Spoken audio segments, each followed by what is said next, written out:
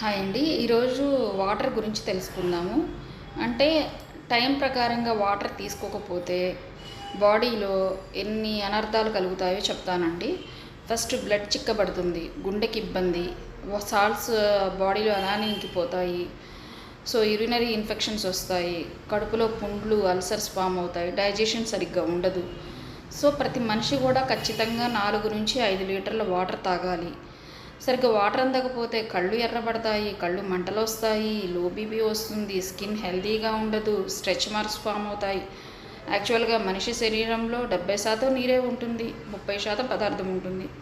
ఒక మనిషి 50 కేజీల బరువు ఉన్నాడు అనుకోండి, అప్పుడు 70% మన బాడీలో వాటర్ ఉంటుంది కదా, అప్పుడు 3 నుంచి 4 లీటర్ల వాటర్ తీసుకోవాలి. ఆ విధంగా మనం ఎన్ని కేజీలు ఉన్నామో, మనం ఎన్ని కేజీలు బరువు ఉన్నామో అంత ఈ విధంగా మనం వాటర్ తీసుకోవాలి. ఇంకా వాటర్ తీసుకోవడం